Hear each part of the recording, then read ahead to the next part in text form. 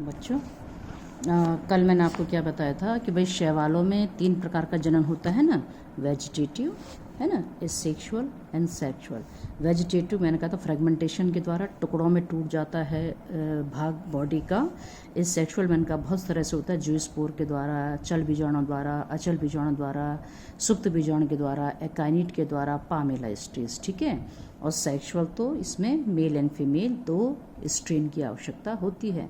और sexual reproduction की मैंने क्या विशेषता बताई है कि इसमें गैमिट फॉर्मेशन तो होगा ही होगा, साथ ही साथ यहाँ पर अर्धसूत्री विभाजन भी आवश्यक होता, तभी वो सेक्सुअल रिप्रोडक्शन माना जाएगा, लैंगिक जनन माना जाएगा। ठीक है।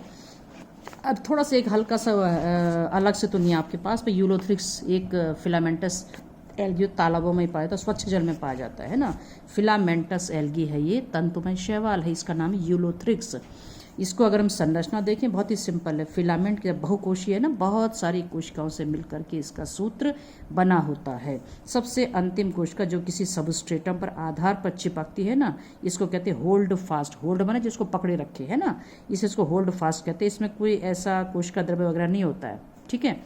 आगे देखिए, सारी कोशिकाएं सब में देखिए, एक कोशिका को यदि हम देखें तो इसमें जैसे एक कोशिका में सब कुछ होता है, कोशिका द्रव्य से लेके सारे सेल ऑर्गेनिल से लेकर के केंद्रक से लेकर के। हाँ, फर्क क्या है, क्योंकि प्लांट है ना।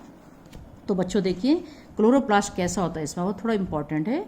अगर क्लोरोप्लास्ट हम शैवालों में देखें तो यहाँ देखिए इसका कॉलर शेप्ड है ना, कैसा दिख रहा है ये, कॉलर शेप्ड दिख रहा है, या सी शेप्ड, सी के आकार का, या हॉर्स शू शेप्ड, घोड़े की नाल के आकार का या कॉलर के आकार का, इस तरह का जो है इसमें क्या पाया जाता है, क्लोरोप्लास्ट पाया जाता है ना। बीच में न्यूक्लियस है, सेल वॉल जो है दोहरी होती है इसमें, ये दिख रही है आपको, अंदर वाली सेलुलोज की बनी होती है, बाहर वाली प्रोटोपैक्टिन की बनी होती है, तो डबल सेल वॉल है।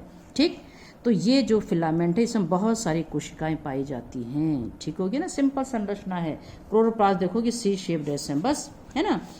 अब यदि हम इसमें सेक्सुअल रिप्रोडक्शन की बात करें, कैसा होता है शैवाल में, आपने अभी भी देखा था कि ज़्यादातर शैवालों में किस तरह से सेक्सुअल रिप्रोडक्शन होता है। सेक्सुअल मतलब अलैंगिक जनन होता है इसमें जूस्पोर के द्वारा। जूस्पोर क्या होते हैं, चल बीजाणु। चल बीजाणु मतलब जिसमें क्या हो, फ्लैजिला हो, तभी तो चलेगा फ्लैजिला की मदद से। तो कैसे होता है जरा देखिए, ये देखिए फिलामेंट है ना, एक कोशिका हमने ले ली है ना। अब इस एक कोशिका के अंदर जितने भी इंटरनल कंटेंट्स होते हैं ना, आंतरिक अंतर वस्तुएं जो भी होती है, केंद्रक से लेके क्लोरोप्लास्ट लेके सब कुछ, साइटोप्लास्ट से लेके कोशिका द्रव्य है ना, तो वो कोशिका द्रव्य क्या होता है, छोटे छोटे टुकड़ों में बंटने लगता है। जैसे 2 टुकड़े हो गए, यहाँ पर 4 हो गए, फिर 8 हो गए, फिर 16 हो गए, फिर 32, 64, ऐसे अनेक छोटे छोटे टुकड़ों में कोशिका द्रव्य क्या हो जाता है, टूट जाता है। यहाँ पे ध्यान दीजिए, जो भी कोशिका इन बीजाणुओं का निर्माण करती है उसको कहते हैं जूस्पोरेंजियम, मतलब चल बीजाणु धानी। नाम देखो, धानी माने धारण करने वाली, किसको धारण कर रही है, चल बीजाणु बन रहे ना इसके अंदर अभी। तो चल बीजाणु धानी क्या है, जिसमें चल बीजाणु बनते हैं, उसी कोशिका को हम कहते हैं चल बीजाणु धानी, जूस्पोरेंजियम। ठीक है। अब ये साइटोप्लाज्म छोटे छोटे टुकड़ों में टूट गया ना, अब क्या होता है, इन टुकड़ों में प्रत्येक में ये देखिए एक फ्लैजिला डेवलप हो जाता है। ये है ना, जैसे टुकड़ा था, एक स्पोर था, टुकड़ा स्पोर ही तो बन जाएगा। अब तो इसमें ये देखिए फ्लैजिला है, 2 भी हो सकते हैं और 4 फ्लैजिला भी हो सकते हैं। ठीक है। तो इस तरह से इनमें ये फ्लैजिला युक्त हो जाए, कशाभिक युक्त हो जाते हैं, और ये कशाभिक युक्त अब कहलाते हैं जूस्पोर, चल बीजाणु कहलाते। बहुत आसान है बच्चों। और ये चल बीजाणु, इसके आंतरिक जो भित्ति होती है ना, एक वेसिकल के रूप में, एक थैली के रूप में बाहर निकल आती है, पतली झिल्ली के रूप में बाहर निकलते हैं। सारे के सारे जूस्पोर इसी झिल्ली में आ जाते हैं, झिल्ली फट जाती है और ये नीचे पानी में गिर जाते हैं। अब एक देखिए, एक जूस्पोर इस तरह का है, गैमिट भी ऐसे होते हैं इसमें। ये तो जूस्पोर की इसलिए क्योंकि आप कहोगे गैमिट इसमें फर्क क्या, मैं बताऊंगी आगे, क्योंकि यहाँ पर कहीं अर्धसूत्री विभाजन नहीं हो रहा है। ठीक है, यही तो है, अर्धसूत्री हो जाता फिर लैंगिक हो जाता। तो ये देखिए, एक चल बीजाणु को देखिए ऐसा होता है, द्विपक्ष युक्त या 4 पक्ष युक्त। ठीक है। अब क्या होता है, थोड़े समय बाद ये किसी भी आधार पर, देखो ये आधार पर उल्टा चिपक जाता है। उल्टा मतलब फ्लैजिलल वाली एंड से इस तरफ से उल्टा होकर के चिपक जाता है किसी भी आधार पे। है ना। फिर सिंपल विभाजन के द्वारा ये लंबा होने लगता है कोशिका, इसमें फिर पट बन जाते हैं, अनेक कोशिकाओं में बदल जाता है और प्रत्येक एक कोशिका फिर इस तरह से जीवन चक्र हो गया इसका, ये ना। तो किस तरह से मतलब ये जूस्पोर बनाता है ये आपने देखा, ऐसे ही बनाते हैं और शैवाल भी। अगर इसमें जूस्पोर ना बने, अचल बीजाणु से ये करे, क्योंकि हो सकता है अचल बीजाणु बने तो ये फ्लैजेला डेवलप नहीं होता, बाकी सेम क्रिया होती है ना। या हिप्नोस्पोर बने, आपने देखा कोशिका के अंदर ये हिप्नोस्पोर होता है ना, ये प्रतिकूल परिस्थितियों में बनते, प्रतिकूल जब एडवर्स कंडीशंस होती हैं, अनुकूल में तो ये बनेंगे जूस्पोर या अचल बीजाणु, और ये उसमें या एकाइनिड बनेगा। मैंने कहा था पूरी की पूरी कोशिका भित्ति मोटी हो जाती है ना, तो एकाइनिड बना सकता है, जो भी है, मेन तो जूस्पोर है ना इसमें, ठीक है। तो ये सेक्सुअल रिप्रोडक्शन इसमें जूस्पोर के द्वारा होता है। देखो कोई अर्धसूत्री विभाजन हुआ कहीं पे नहीं, क्योंकि इसका जो पूरा फिलामेंट, जितने भी हम निम्न प्रकार के पादप पढ़ते हैं ना बच्चों, लो ग्रेड के पादप, चाहे वो जीवाणु हैं, चाहे वो कवक हैं, चाहे वो शैवाल हैं, अभी आगे भी हम पढ़ेंगे ब्रायोफाइटा है, मॉस जिसमें हम पढ़ते हैं, ये सब के सब इनकी पूरी बॉडी ही क्या होती है, n नंबर ऑफ क्रोमोसोम, अगुणित होते हैं बच्चों। ये क्या होते हैं, अगुणित। और जैसे हम हैं, हायर प्लांट्स हैं आवर्तबीजी, या हम हैं मनुष्य, तो ये हम कैसे होते हैं, डिप्लॉयड होते हैं ना, क्या होते हैं हम, द्विगुणित या डिप्लॉयड। आप कहोगे क्या चीज़ है, अरे कुछ नहीं है, 2n नंबर मतलब आप में 46 होते ना गुणसूत्र में, फिर समझा रही बार बार। तो हम जोड़े कितने होते, 23 जोड़े, है ना, 23 जोड़े में है ना ये, तभी तो इसको डबल कह रहे हैं हम 2n। और अगर 46 का आधा खाली 23 हो जाए, आधा 46 का आधा क्या होता है भाई, क्यों कह रहे हैं हम 2n, क्योंकि हर 23 जोड़े ऐसे जोड़ों में होते हैं। और ये देखो 23 जोड़े होते हैं ना, एक पहला जोड़ा, दो, ऐसे पूरे 23 जोड़े होंगे। तो ये सब के सब मिला के 46 तो हैं, तो ये 2n नंबर दिखाते हैं। इन दोनों को यदि हम अलग कर दें तो ये फिर n नंबर हो जाते हैं। क्लियर हो गया ना, है ना। तो ये जो छोटे प्लांट होते हैं ना, इनकी तो पूरी बॉडी ही अगुणित होती है बच्चों। तो अगुणित बॉडी है तो अर्धसूत्री कहाँ से हो जाएगा, नहीं होगा ना, मेनली तो ये है बात यहाँ पर, है ना। तो ये अगुणित होती है इनकी बॉडी, है ना। मतलब ये कहने का मतलब ये कि हम कहते हैं कि ये प्लांट द्विगुणित पीढ़ी को दिखाता है, या ये पौधा अगुणित पीढ़ी को दिखाता है। अगर मान लीजिए कोई आवर्तबीजी पादप है, फूल, तना, पत्ती सब इसमें लगा हुआ, तो जड़ है इसमें, तो हम कहेंगे ये पौधा द्विगुणित है। द्विगुणित का मतलब क्या हुआ कि इसके हर भाग में, जड़ से लेके, पत्ती से लेके, तने से लेके, हर भाग में क्रोमोसोम नंबर द्विगुणित होगा, एक जैसा। अगर 12 है तो जड़ में भी 12, पत्ती में भी 12, फूल में भी 12, फल में भी 12, तने में भी, सब में 12 ही होंगे फिर गुणसूत्र, समझ आया। लेकिन वो किसको दिखा रहा है, 2n नंबर। ये बताऊंगी मैं आगे जब पीढ़ी एकांतर पढ़ेंगे हम, ठीक है। यहाँ पे छोड़ देते हैं। तो ये था आपका एसेक्सुअल रिप्रोडक्शन, क्योंकि कहीं अर्धसूत्री नहीं हो रहा, ऑलरेडी पौधा कैसा है, n नंबर ऑफ क्रोमोसोम, आधे पहले से गुणसूत्र, आधा और थोड़ी हो जाएगा, ठीक है। अच्छा, अब देखिए इसमें सेक्सुअल कैसे होता है, क्या चीज़ बच्चों, सेक्सुअल रिप्रोडक्शन कैसे होता है, लिंगी जनन। अब लिंगी जनन के लिए क्या चाहिए आपको पता ही है, लिंगी जनन के लिए चाहिए 2 प्रकार के सेक्स चाहिए ना। अब यहाँ पे मेल फीमेल तो होता नहीं, इतने छोटे प्लांट हैं, तो एक प्लस स्ट्रेन होता है, एक माइनस स्ट्रेन होता है ना। आप समझे आई बात कि नहीं आई। तो ये प्लस और माइनस स्ट्रेन ही नर और मादा युग्मक की तरह जो है काम करते हैं। तो बिल्कुल अब क्या है, मैं इसी को ले रही हूँ। फिर देखो अब कैसा होता है, कोई भी कोशिका, चलिए अलग से बना दे, तो कोई भी कोशिका है ना, ये कोशिका है मान लीजिए इसकी, तो कोई भी कोशिका जो युग्मक बनाने में भाग ले रही है उसको हम कहते हैं गैमीटेंजियम। वहाँ क्या कहा था, चल बीजाणुधानी, यहाँ क्या कह रहे हैं, युग्मक धानी। क्या कह रहे हैं यहाँ हम, युग्मक धानी, मतलब ऐसी कोशिका जो युग्मक बनाए, जिसके अंदर युग्मक बनेंगे उसको कहेंगे युग्मक धानी। मान लो ये कोशिका युग्मक बनाती है ना। अब सेम होता है, देखो लिंगी जनन, सॉरी अलैंगिक जनन की तरह, चल बीजाणु की तरह, है ना। वही कोशिका द्रव्य अनेक छोटे छोटे टुकड़ों में टूट जाता है, ठीक है। फिर ये संख्या बढ़ती रहती है ना, 16, 64, इस तरह से 32 से 64, ये बहुत सारे बन गए। तो यही छोटे छोटे टुकड़े, है ना, अब कहलाते हैं युग्मक। लेकिन आप कहेंगे अंतर क्या है फिर। अब देखो इन टुकड़ों में भी बिल्कुल फ्लैजेला डेवलप हो जाता है। अब यहाँ पर प्रश्न उठा सकते हैं ना आप कि भाई ऐसा तो चल बीजाणु में भी हुआ था ना, सेम चीज़ तो चल रही है, यहाँ भी ऐसी हुआ था, यहाँ भी देखो सेम है और यहाँ भी सेम है। तो अंतर क्या है, आपने देखा कि चल बीजाणु या तो द्विपक्षयुक्त होते हैं या 4 पक्षयुक्त होते हैं, कोई भी बन सकते हैं।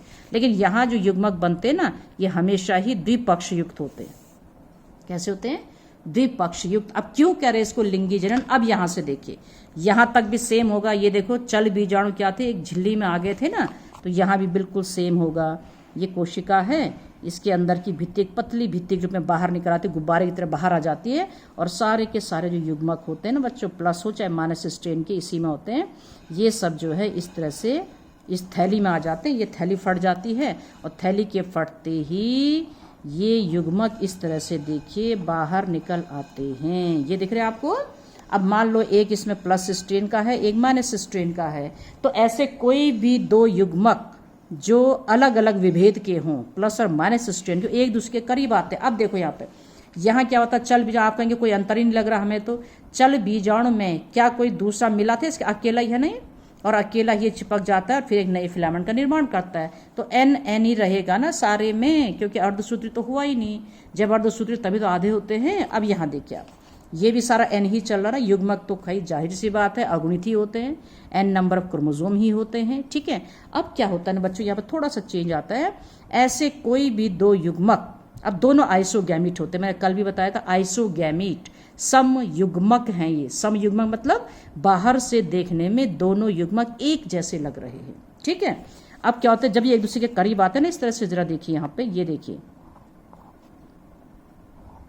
ये देखिए, दोनों एक दूसरे के करीब आते हैं, है ना। और एक दूसरे के करीब जब ये आते हैं तो इनके बीच की भित्ति डिसॉल्व हो जाती है। तो जब भित्ति डिसॉल्व होगी तो दोनों का साइटोप्लाज्म एक दूसरे से मिल जाएगा ना, दोनों के केंद्रक एक दूसरे से मिल जाएंगे ना। तो कोशिका द्रव्य जब आपस में मिलता है तो इसको हम कहते हैं प्लाज्मोगैमी। क्या कहते हैं बच्चों इसको हम? प्लाज्मोगैमी का मतलब होता है कोशिका द्रव्य संलयन। कोशिका द्रव्य मतलब क्या हो गया? फ्यूज हो गया, मिल गया है, तो इसको प्लाज्मोगैमी कहते हैं, कोशिका द्रव्य संलयन, ठीक है। चलिए फिर क्या होता है, इनका केंद्रक भी जब आपस में मिल जाता है तो इसको कहते हैं कैरियोगैमी। क्या कहते हैं बच्चों? कैरियोगैमी या केंद्रक संलयन, या क्या कहेंगे? केंद्रक संलयन। केंद्रक मिल गया, फ्यूज हो गया है दोनों का केंद्रक। कैरियोगैमी क्यों कहते हैं? कैरियन मीन्स होता है केंद्रक। कैरियन मीन्स क्या होता है? केंद्रक। जैसे प्लाज्मोगैमी तो साइटोप्लाज्म से बना है, साइटोप्लाज्म मतलब प्लाज्मा का क्या हो रहा है? फ्यूजन हो रहा है, और यहाँ पे केंद्रकों का हो रहा है, तो कैरियोगैमी। कैरियन मीन्स होता है केंद्रक, तो कैरियोगैमी हो गया ना, है ना। तो अब देखिए दोनों जब मिलेंगे तो यहाँ देखिए, अब आप तो ये देखिए ऐसी हो जाएगी ना रचना। अब देखिए आप, ऐसे तो होगा, दो फ्लैजला चार हो गए ना इसके। अब ये दोनों साइटोप्लाज्म मिल गया इनका, केंद्रक भी मिल गया इनका। तो ये अभी तक तो क्या था? केंद्रक सारा एन चल रहा था ना, ये एन नंबर ही तो रहा होगा भाई। अगुणित युग्मक अगुणित ही होते हैं ना, तो दो एन और एन जब मिलेंगे तो ये 2n बन जाएगा ना। बताइए बनेगा कि नहीं बनेगा? 2n नंबर ऑफ क्रोमोसोम बन जाएंगे ना यहाँ पे। इसी स्ट्रक्चर को हम या तो कहते हैं आप जाइगोट, युग्मनज। युग्मनज हमेशा 2n नंबर ऑफ क्रोमोसोम वाला होता है, या छोटे पौधों में इसको हम कहते हैं जाइगोस्पोर, है ना। युग्माणु तो नहीं याद हो रहा, युग्माणु तो जाइगोट तो याद होगा, हाई स्कूल से पढ़ते आ रहे हो, है ना। तो युग्मनज कहते हैं, जाइगोट हमेशा ही 2n होता है। अब आपको ये भी पता होगा बड़े पौधों में या बड़े जीवों में जाइगोट से ही तो नया जीव बनता है। अगर मैं देखो ह्यूमन बीइंग की बात करूं, थोड़ा अगुणित और द्विगुणित को समझ लो ना ठीक से, है ना।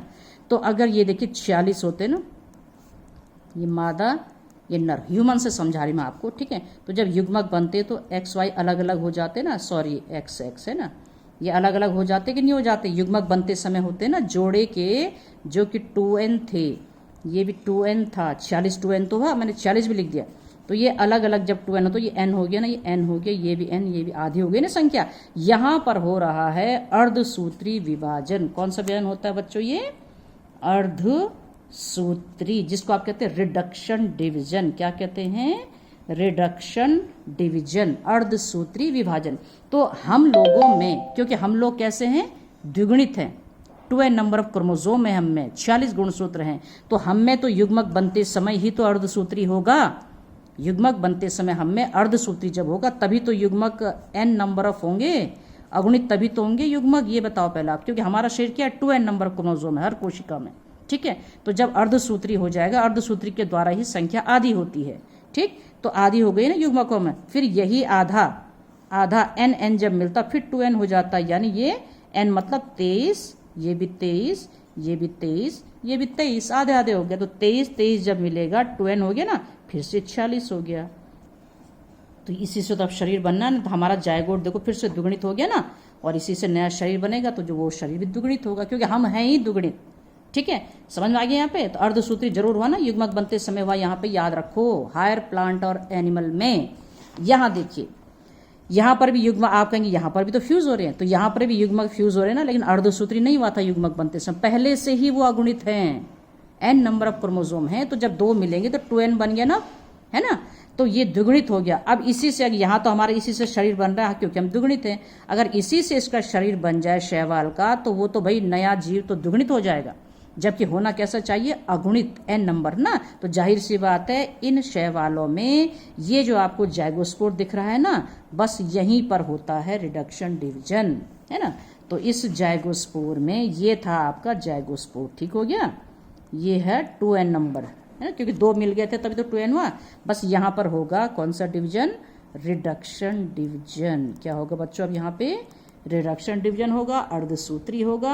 अर्धसूत्री विभाजन से इसका केंद्रक विभाजन करेगा और क्या बनाएगा, यहाँ बहुत सारे अगुणित केंद्रक, 4 अगुणित केंद्रक जो है इसके अंदर बन जाएंगे। तो जैसे अर्धसूत्री विभाजन होता है इसके अंदर, तो अब क्या होता है, ये युग्माणु या ये जो जाइगोट आपको दिख रहा है ना, ये फ्लैजिला गिरा देता है अपने, और राउंड हो जाता है, इसके चारों तरफ एक मोटी वॉल बन जाती है, ऐसे हो जाता है। क्यों हो जाता है ऐसा, क्योंकि प्रतिकूल परिस्थितियों में हो रहा है ना लिंगी जनन, अनुकूल में नहीं होता है। जब परिस्थितियां प्रतिकूल होती हैं तब ये ऐसे जनन करता है, तो इसको बचना तो चाहिए ना, तभी तो मोटी भित्ति बन रही है, युग्माणु को बचाए रखें ताकि जाइगोट को, जैसे अनुकूल परिस्थितियां आती हैं भित्ति फट जाती है, इसमें वही मैंने कहा अर्धसूत्री विभाजन हो जाता है, और यही जो है एक ऐसे कोशिका के रूप में निकल आता है, फिर ये लंबा हो करके फिलामेंट विभाजन करता है, बहुत सारे एक तंतुमय शैवाल का जो है निर्माण ये कर देता है। तो इस तरह से सिंपल। तो देखा आपने लिंगी जनन क्यों कहा हमने, एक तो गैमीट बने 2 और दूसरा अर्धसूत्री विभाजन हुआ। यहाँ तो ऐसा कुछ नहीं हुआ ना, ऐसी कोई घटना नहीं हुई अर्धसूत्री की, इसलिए ये एसेक्सुअल है और ये सेक्सुअल है। अब ऐसा ना बच्चों, देखो शुरू में कठिन लगता है, अभी आपको पता नहीं, एकदम हाई स्कूल इंटर में हम आते हैं। अब इसीलिए जो है, क्योंकि जितने हम छोटे छोटे प्लांट पढ़ेंगे ना, सब में आप देखेंगे जैसे जैसे आप आगे बढ़ोगे, हर प्लांट की तरफ चलोगे, आप एकदम क्लियर हो जाएगा आपको कि n क्या हुआ, 2n क्या हुआ, लिंगी जनन क्या हुआ, अलैंगिक जनन क्या हुआ, ये सब क्लियर होता है। हर पौधे में हमने पढ़ना है, तो जितने पौधे आप पढ़ोगे रट तो जाएगा आपको तब तक कि क्या होता है। सब में यही चीज़ समझाऊंगी मैं, अगुणित क्या है उसमें, द्विगुणित क्या है, ठीक है ना। तो यहाँ पर जो है ये आपका यूलोथ्रिक्स में या शैवालों में होता ही इस तरह से, है ना। क्या है ये, लिंगी जनन, ठीक है। ऐसे स्पायरा वगैरह में भी होता है ना, स्पायरा वगैरह जो होता है आपका, ये भी फिलामेंटस एल्गी है, बस इसमें भी जो जनन जूस्पोर के द्वारा नहीं होता इसमें, बस इसमें जो अलैंगिक जनन नहीं, मुख्य रूप से लैंगिक जनन होता है। स्पायरा वगैरह में मुख्य रूप से लैंगिक जनन होता है, ठीक है। चलिए।